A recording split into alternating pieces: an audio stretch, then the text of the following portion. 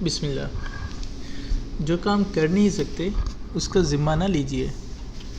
ایک صاحب جن سے میرا تعلق خاطر تھا، بڑے بااخلاق، دیندار اور عقل مند انسان تھے۔ وہ اپنے گھر کے پہلو میں واقع ایک مسجد کے پیش امام تھے۔ میں نے بہت سے لوگوں کو ان کی مذمت کرتے اور برا بھلا کہتے سنا تھا۔ مجھے ان باتوں پر تعجب ہوتا اور ان کا کوئی مناسب جواب نہ مل پاتا۔ ایک دن ان کا پڑوسی میرے ہاں آیا اور کہنے لگا، یا شیخ، آپ کا دوست ہمیں نماز پڑھاتا ہے اور نہ ہمارے ساتھ نماز پڑھتا ہے۔ اس نے کہا، مجھے نہیں معلوم، البتہ امام وہی ہے، اس کے باوجود وہ اکثر مسجد سے غائب رہتا ہے۔ میں ان صاحب کی طرف سے جنہیں وہ میرا دوست کہہ رہا تھا عذر گھڑنے لگا۔ ہو سکتا ہے وہ کسی ضروری کام سے جاتا ہو، عین ممکن ہے وہ گھر پر ہی موجود نہ ہو۔ وہ بولا، یا شیخ، اس کی گاڑی دروازے پر کھڑی ہے اور مجھے یقین ہے کہ وہ گھر ہی پر ہے، لیکن امام ہوتے ہوئے بھی نماز باجماعت میں حاضر نہیں ہوتا۔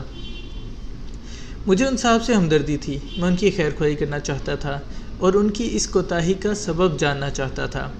معمولی تگ و دو کے بعد مجھے ان کی مسجد سے غیر حاضری کی وجہ معلوم ہو گئی۔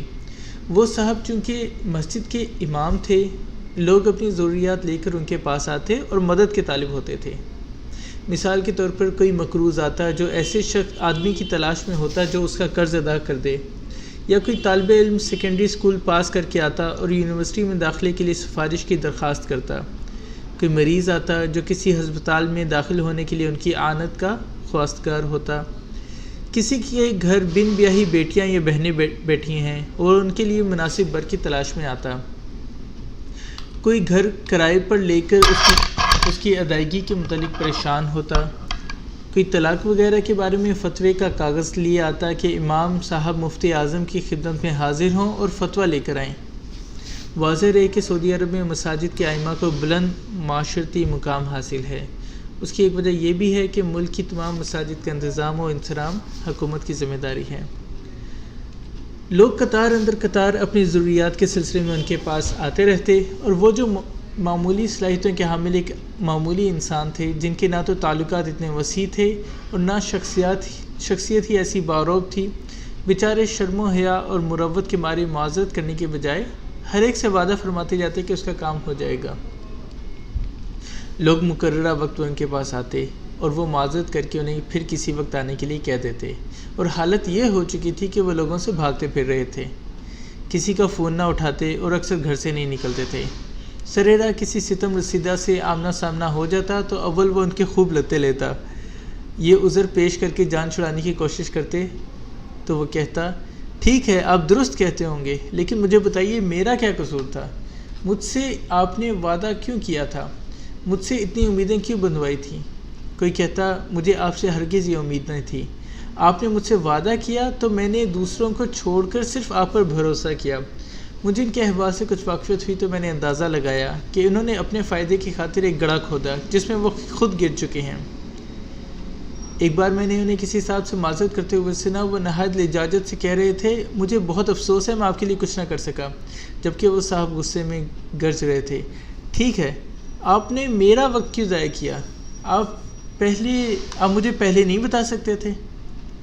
تب مجھے یہ حکمت بھرا قول بہت یاد آیا، ابتدا میں معذرت کر لینا آخرت میں معذرت کرنے سے بدرجہ بہتر ہے۔ ہر انسان کو چاہیے کہ وہ اپنی صلاحیتوں اور اہلیتوں سے واقف ہو اور ہمیشہ چادر دیکھ کر پاؤں پھیلائے۔ اللہ بھی ہماری تربیت اسی نہج پر کرنا چاہتا ہے۔ کتاب اللہ میں لکھا ہے، اللہ کسی جان کو تکلیف نہیں دیتا مگر اس کی طاقت کے مطابق، لا یکلف اللہ نفسا الا وسعها۔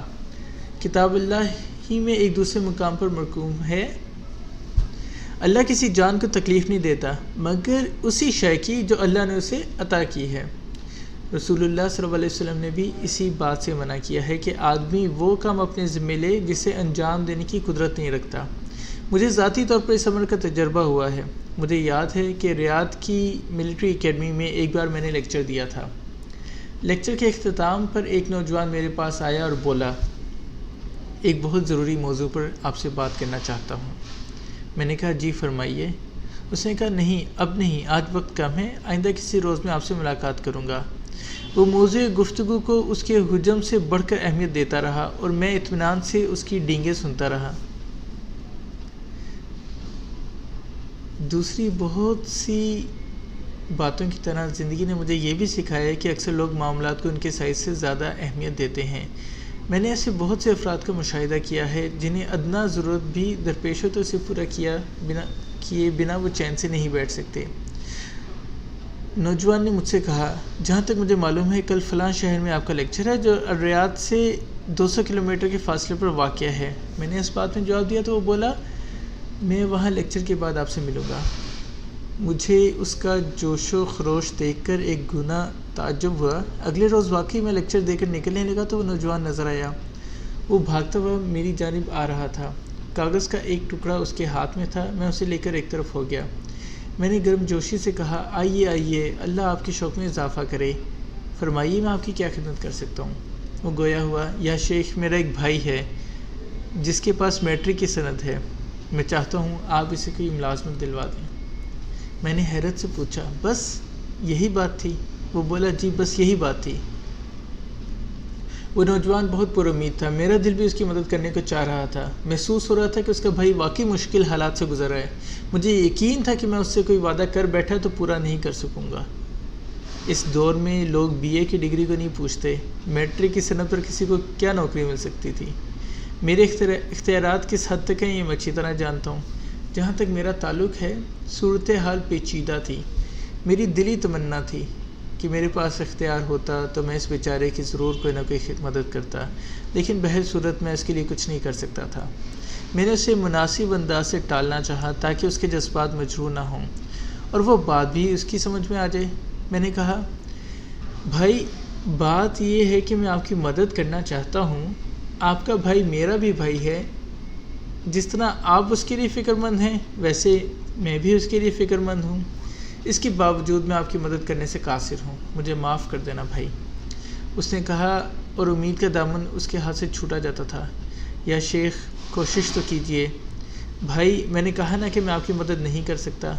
اس نے ہاتھ میں پکڑا کاغذ کا ٹکڑا مجھے تھماتے ہوئے کہا، ٹھیک ہے جناب شیخ، یہ کاغذ اپنے پاس رکھیے، اس میں ہمارے فون نمبر ہیں، اگر آپ کو کوئی ملازمت نظر آئے تو ہمیں بتا دیجیے گا۔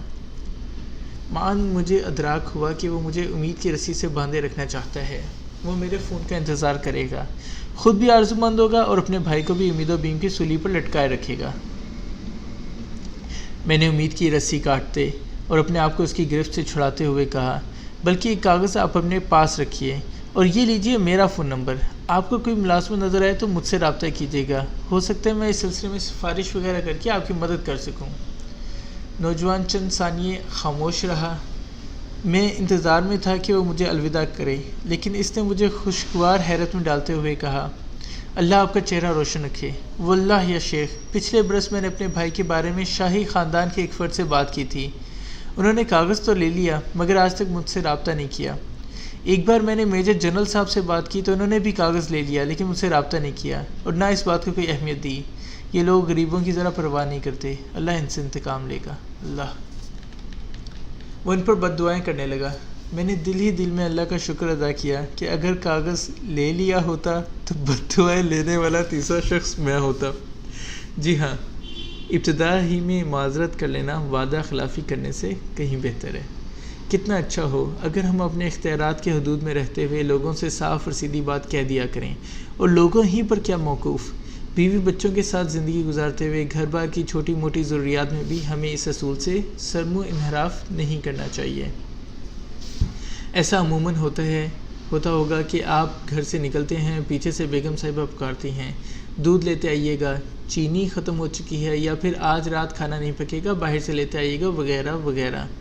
اس موقع پر لاپرواہی کا مظاہرہ کرتے ہوئے یہ نہ کہیے کہ ٹھیک ہے لیتا آؤں گا، باوجود یہ کہ آپ کو یقین ہو کہ آپ یہ کام سر انجام نہیں دے سکیں گے، بلکہ آپ بھی پکار دیجئے، میں نہیں لا سکوں گا۔